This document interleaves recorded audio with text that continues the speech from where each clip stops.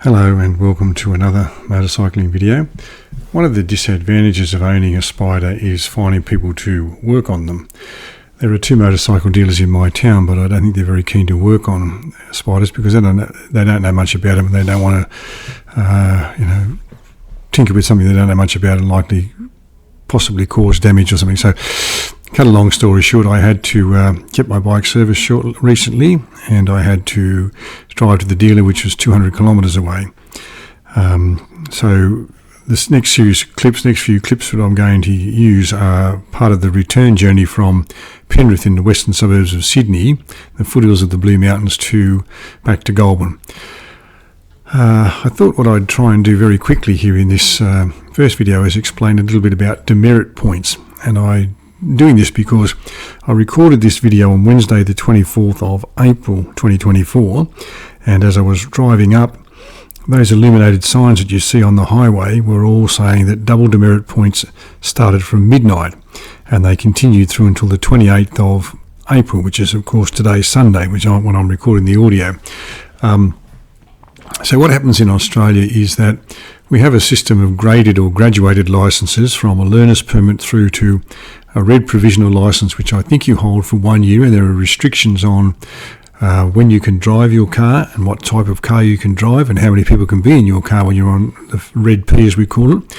Then you have a green P, or green provisional licence, which I think lasts for 2 years, and there are similar restrictions, and then you have an unrestricted licence. But with all those licences, we have a system of demerit points in Australia. And how it works in New South Wales is that if you have a red provisional licence, I think the demerit points are 4, bearing in mind I'm not a lawyer. If you have a green provisional licence, your demerit points are 7, and if you have a full unrestricted licence, your demerit points are 13.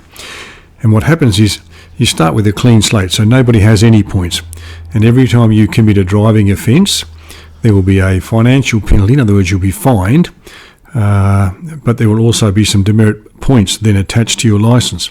And when you reach the required number, whether it's 4, 7 or 13, your licence will be suspended, usually for a period of 3 months, but it could be longer depending on the type of offence and the frequency of those offences.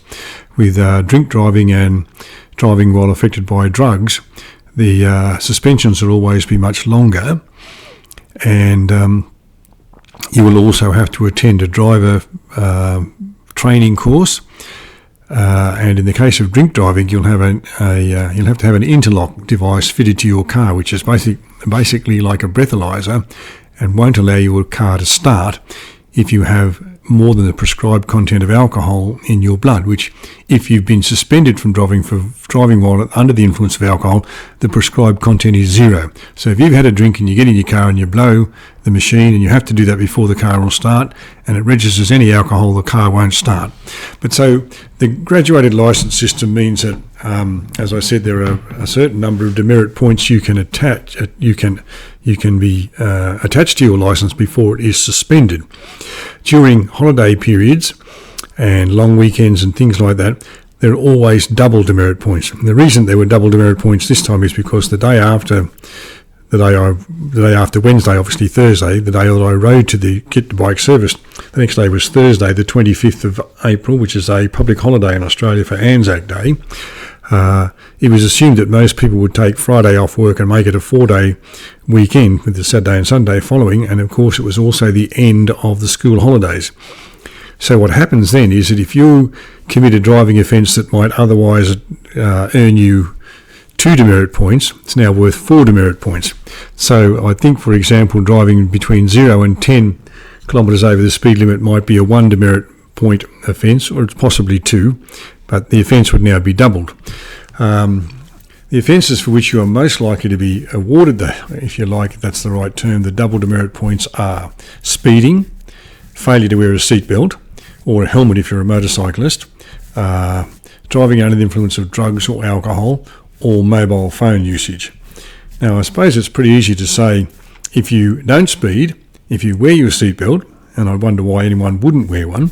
I understand that in some parts of America, seatbelt wearing is not compulsory, but it's compulsory in all parts of Australia, and we know that seatbelts save lives and reduce the catastrophic effects of injuries that might otherwise occur if you weren't wearing a seatbelt.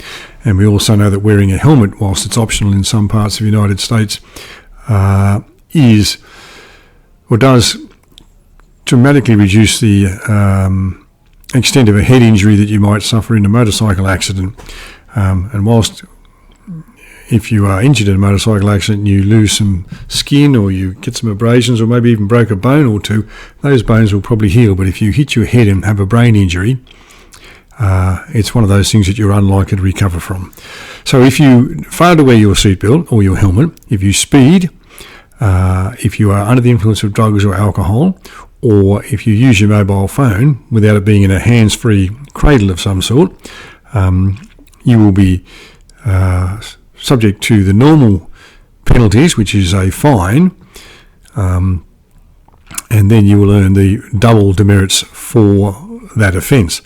Now, of course, some people don't necessarily know how many demerit points they have against their licence because they commit an offence. They get an infringement notice, as it's called, which says you've been fined X amount of dollars for speeding or whatever it is. They pay the fine and they tend to forget about it. And then if they accumulate, if they get another fine or whatever, those points begin to accumulate to the point where you've reached. Let's say you're on an unrestricted licence and you've got the full number of points, which is 13.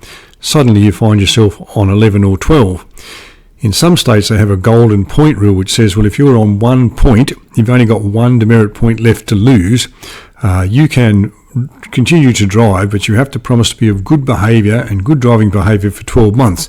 And if you don't, the next offence you commit, your licence will be suspended for double the period it would have been suspended for that offence, because you were on golden point and because you gave an undertaking that you would obey the road rules while you're on that single point.